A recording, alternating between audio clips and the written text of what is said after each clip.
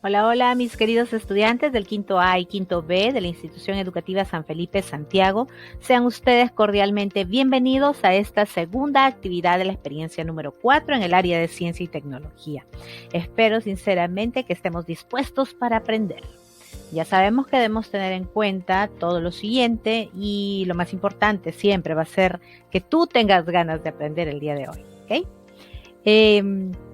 La temática del día se denomina comprender las propiedades de la materia, permite aprovecharlas para conservar la salud. Realmente es muy importante conocer la parte científica de cada una de estas plantitas que nos ayudan mucho a conservar la salud. La clase anterior hemos visto ello, ¿verdad? Entonces, para reconocer qué es lo que voy a aprender, qué es lo que voy a lograr, es importante verlo en esta tabla que siempre estamos acostumbrados a revisar y nos vamos a centrar en el propósito que dice analizaremos qué son los principios activos, cómo se determinan, por qué son muy importantes, la comprensión de la estructura de la materia, por qué este tipo de estudio me permite valorar la diversidad también cultural de cara al bicentenario. Tu evidencia va a ser que expliques el aporte científico sobre los principios activos de las plantas medicinales. ¿Ok? Muy bien. Saberes previos. Vamos a activar nuestros saberes. Pregunta primera. ¿Cómo se puede estudiar los principios activos? ¿Cómo son detectados los principios activos? Correcto. Muy bien. Yo desde aquí también comienzo a oír sus intervenciones. Sin embargo, vamos a pulir más todos tus conocimientos a través de la interacción de esta clase. Así que, a continuación, vamos a seguir. Y vamos a continuar hablando sobre los principios activos de las plantas. La clase anterior hemos visto algo muy sesgado, ¿no? Pero ahora vamos a introducirnos un poquito más de qué trata esto de los principios activos de las plantas. Hay que tener el entendimiento también de que hace muchísimos años atrás, nosotros hemos escuchado de que las plantas han sido usadas con fines medicinales. Eso se remonta a lo largo de la historia de la humanidad, ¿sí? Hablemos de hace más de 3000 años antes de Cristo, ¿ok? Incluso en este tiempo se escribió un libro muy antiguo sobre plantas medicinales en China. En general, más de 20.000 especies de plantas en el mundo contienen algún compuesto químico aromático. Sin embargo, apenas se comercializan 200 a 250 especies, entre las medicinales, las culinarias o las industriales. Esas plantas contienen beneficios realmente y ejercen su acción farmacológica beneficiosa o también perjudicial sobre el organismo vivo. Su utilidad es primordial sobre un organismo. Su utilidad también es para que sirva de insumo, de medicamento para que alivie enfermedades. Por lo tanto, la droga que obtienen de las partes del vegetal, ¿sí?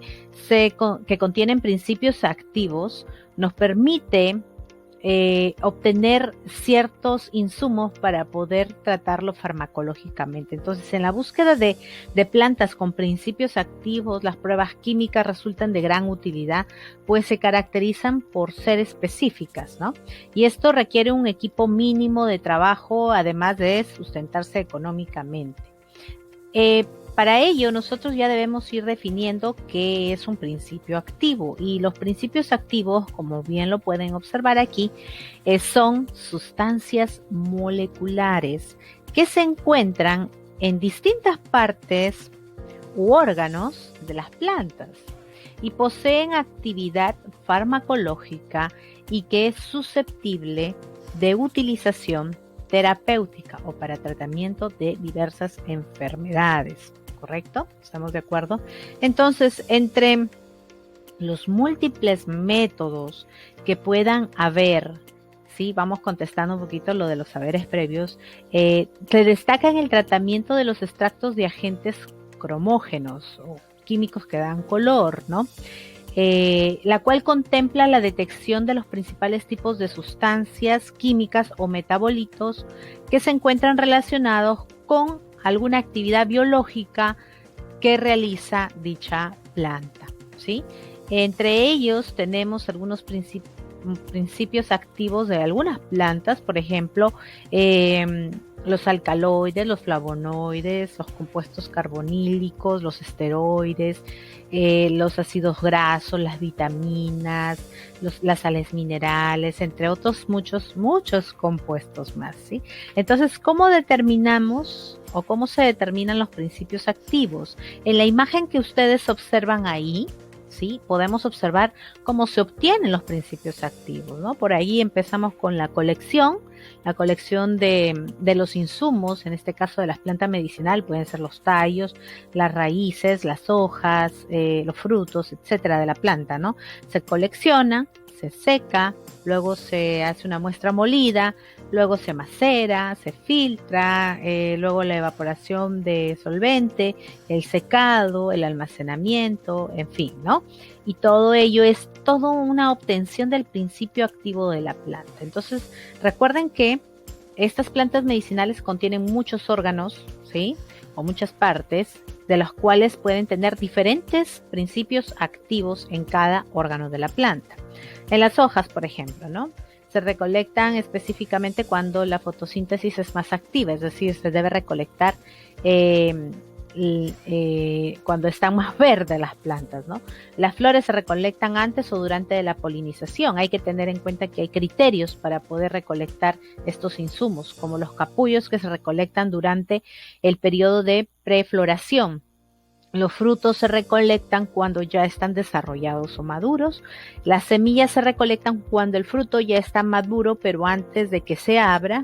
La corteza se recolecta en primavera, en verano, que es cuando hay más circulación de la savia. La raíz o el rizoma se recolecta en otoño, cuando finalizan los procesos vegetativos, ¿no? Entonces, así podemos nosotros entender que hay muchos criterios para obtener nuestros principios activos de las plantas medicinales, ¿verdad? O de las plantas que se puedan utilizar para el tratamiento o el uso farmacológico de las mismas.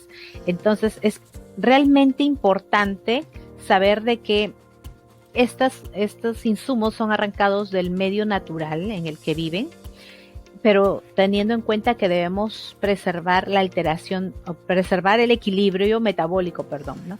Preservar el equilibrio metabólico y también saber recolectar las partes adecuadas de la planta, ya que esto permitirá que la planta sea recolectada de una manera cuidadosa, ¿sí? Y preservando la especie misma. Entonces también nosotros debemos tener en cuenta de que durante todo este proceso hay que ir eliminando el agua, porque por ello va a tener que procederse a un secado, ¿no? Un secado natural, o también puede ser un secado artificial, pero el secado natural es más lento, el artificial aceleramos más rápidamente el proceso porque se puede elevar la temperatura y la humedad se va a ir retirando de una manera más acelerada, ¿no? La liofilización, que es otro también procedimiento utilizado para eliminar agua, es un método eficiente también para reducir el agua de la planta, pero es un método muy caro, ¿no?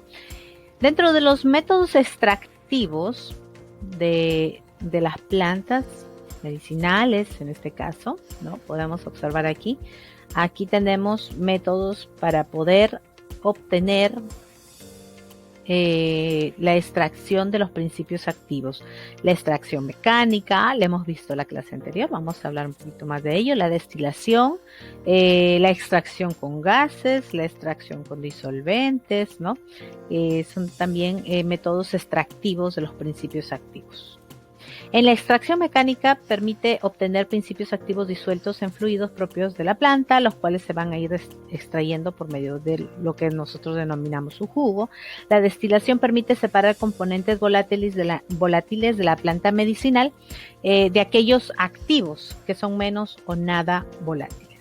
En la extracción con gases es un proceso más selectivo, es relativamente sencillo eliminar el gas extractor, se puede controlar la temperatura y presión que se ejerce en la extracción, ¿no? Y finalmente tenemos también lo de la extracción con disolventes, que consiste en poner en contacto la parte de la planta que contiene el principio activo, que es la droga medicinal, ¿no? Con un disolvente que sea capaz de solubilizar los principios activos. ¿ok? Muy bien. Entonces, de esta manera estamos viendo también cómo podemos obtener estos principios activos. Ahora, lo que les traigo a continuación es otra parte de la temática en donde vamos a ver principios activos de las plantas, pero que están hechos básicamente relacionándolo ya con química de átomos y de moléculas, y para ello les he traído estas ilustraciones para que podamos ir entendiendo de qué vamos a tratar el día de hoy. Porque miren, nosotros muchas veces hemos escuchado de un medicamento que nos hablan desde hace mucho tiempo los papás o los abuelos, y la tan famosa aspirina, ¿no? Pero nosotros sabemos de dónde venía la aspirina. A través de este caso te quiero traer a reflexión cómo es que se logró averiguar qué es la aspirina. Aspirina, bueno, actualmente es el nombre ya comercial, ¿no? Pero de laboratorios Bayer, pero en sí el nombre químico es el ácido acetil salicílico, que está también mencionado allí. Y nosotros podemos remontarnos un poquito a la historia y conocer cómo fue que averiguaron de la aspirina, ¿no? Miren, este caso es muy interesante. Los sumerios y los chinos usaban las hojas de sauce como analgésico, ¿no? El sauce es un tipo de planta arborífera que justamente lo usaron estos personajes sumerios y chinos hace más de 1000 años antes de Cristo, y la primera mención de esto se encuentra en los textos de Hipócrates, igualmente antes de Cristo, que Hipócrates es el padre de la medicina griega, que usaba el brebaje extraído de hojas y de cortezas de sauce para aliviar los dolores y la fiebre de sus pacientes. En Asiria, en Egipto también, se utilizaba el remedio de sauce blanco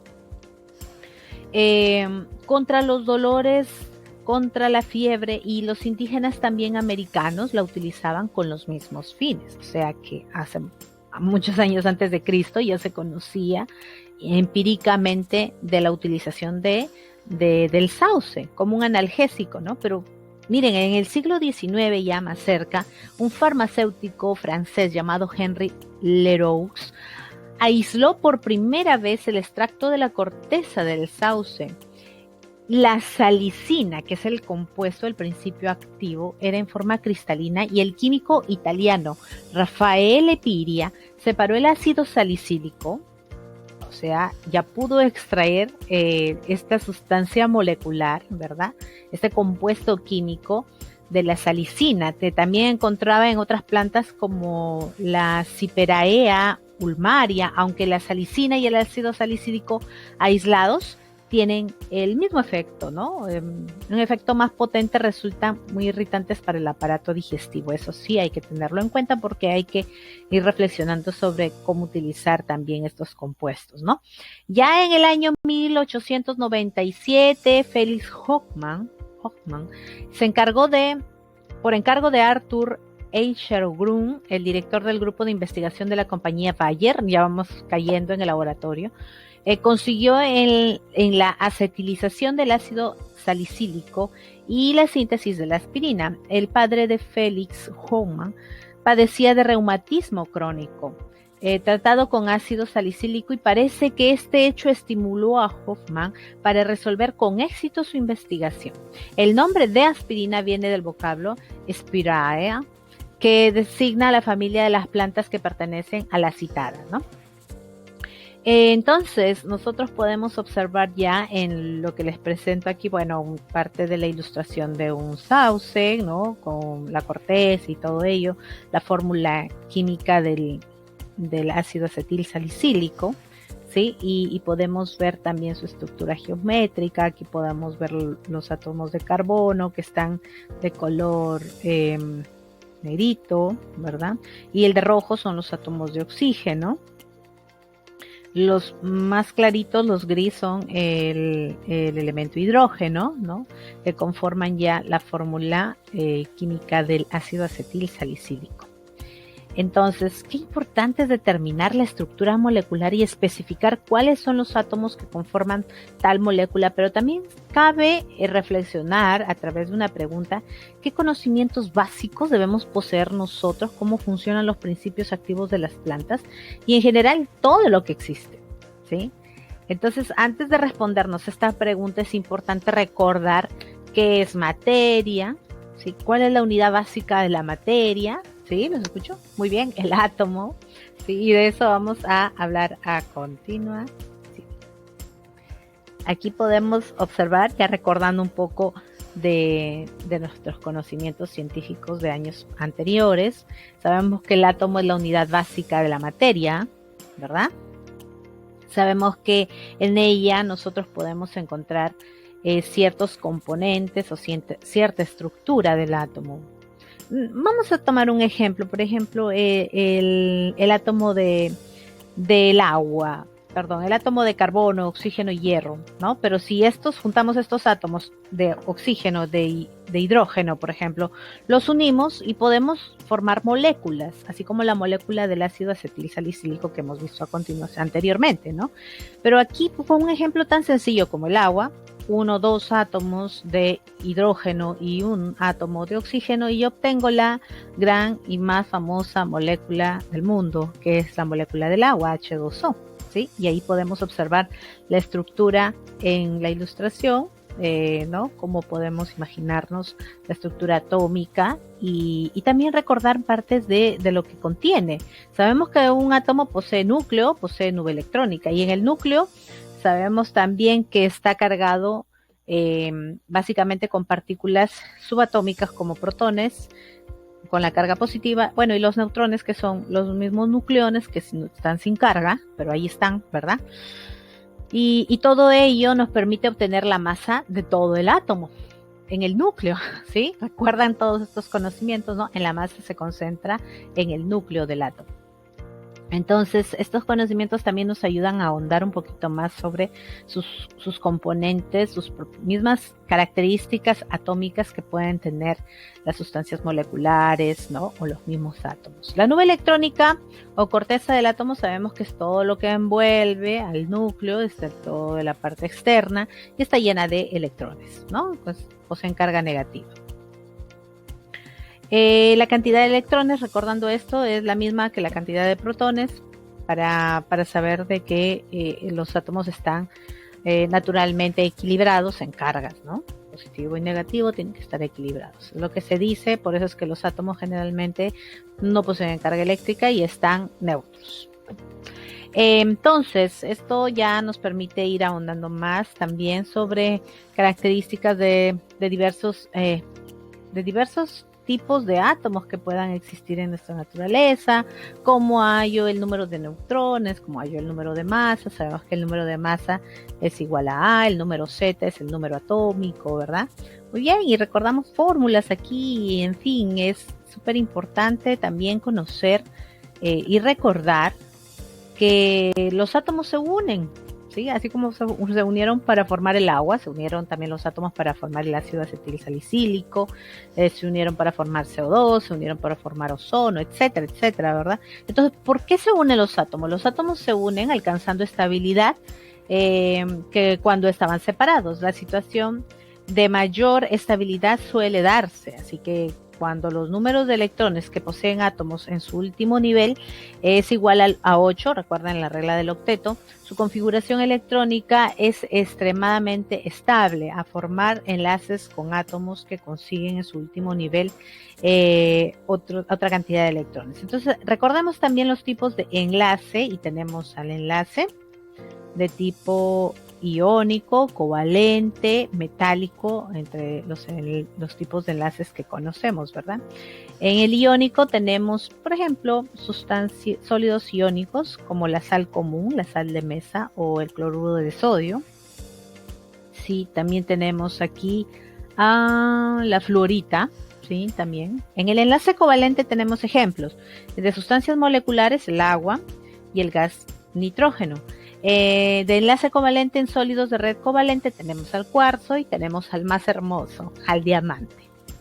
El metálico, bueno, tenemos los sólidos metálicos como los sólidos de cobre, iridio, en fin, ¿no? Muchísimos más. Todos ellos tienen también, son tipos de enlaces a los que se les dan propiedades curativas a los diferentes principios activos de las plantas que usamos en la medicina tradicional. Cabe señalar esto porque nos permite entender que la naturaleza de los enlaces, de sus átomos, sea en cualquier tipo de enlace, nos permite conocer el comportamiento de las sustancias. ¿Okay? Además, gracias a ello y a la aprehensión de las propiedades de los átomos, los científicos han logrado diseñar principios activos sintéticos también, como en el caso de la aspirina y otras moléculas que se empleaban como medicamentos que consumimos ahora, ¿no? Entonces, la propiedad particular de algunos átomos también es lo que llamamos como radioactividad, y no solamente la radioactividad se aprovecha para malos fines, también para fines muy importantes. Vamos a conocerlos. La radioactividad sabemos que es un fenómeno que se produce de forma espontánea, de forma natural, pero también de forma artificial o inducida, ¿no? El tipo de radiaciones que puedan existir, bueno, pueden ser las radiaciones ionizantes, entre ellas tenemos las alfa, las beta, positiva, negativa, las gamma, y cada una de ellas tienen particularidades en su utilización. Entre las principales utilidades que podemos tener o aplicaciones, vamos ahondando aquí un poquito más porque lo que nos interesa es que los elementos radioactivos pueden ser utilizados con fines terapéuticos en la medicina, ¿no? Tratamientos tumorales, determinar también algún tipo de enfermedad o de cáncer. Es súper importante conocer ello para poder conocer de que no solo la radiación que sea algo negativo y no lo es, ¿no? Porque hay muchísima utilidad muy importante en la medicina, en la agricultura, en la ingeniería, incluso lo hemos visto en nuestra evaluación diagnóstica sobre radioactividad también, ¿no? Entonces, jóvenes, todo ello nos ayuda a entendernos en comprender qué papel tan importante tienen estas propiedades finalmente habladas de la materia con la relación de los principios activos, ¿sí? Que nos permiten entender también el comportamiento de ellos y que podemos crear principios activos de forma sintética con la finalidad de crear fármacos, con la finalidad de crear insumos que permitan mejorar la calidad de la vida del ser humano o también de los animales, porque los insumos, los fármacos se utilizan también en la medicina veterinaria, ¿no? Es súper interesante toda esta temática, así que espero les haya agradado. Ahora sí se nos viene el reto. Y en esta oportunidad tú vas a completarme 3 enunciados. En el primero te digo cuáles son los mecanismos que se emplean para la recolección y procesamiento de las muestras de los vegetales para extraerles sus principios activos. Muy bien, los mecanismos y tú me los describes ahí. 2. ¿Cómo aporta el conocimiento de la estructura de la materia al conocimiento de los principios activos de las plantas? Acabamos de observar ello, ¿verdad? Y 3. Escribe de qué otras maneras se podría aprovechar el conocimiento de la estructura y propiedades de la materia. Ok, muy interesante la temática del día de hoy. Espero completes tu reto y además sepas que en cada actividad te tienes que evaluar en base a la competencia trabajada y los criterios de evaluación sustentados. Marcarás aquí si lograste o estoy en proceso de lograrlo y cómo puedo mejorar mis aprendizajes, ¿ok? 2 criterios, así que a analizarlos y a responder correctamente. Espero sinceramente que les haya agradado la clase. Es muy importante ir creciendo juntos, así como lo venimos haciendo. Cuídense mucho, quédense en casa, mantengan la distancia social, a desinfectar siempre las cosas en casa. Nuestro diario trajinar tiene que estar alineado a los protocolos de bioseguridad, lavado constantemente de manos, usando el cubrebocas. Así que yo sé que Dios me los cuida mucho. Les mando un abrazo muy fuerte desde aquí y nos vemos la próxima clase. Cuídense. Adiós.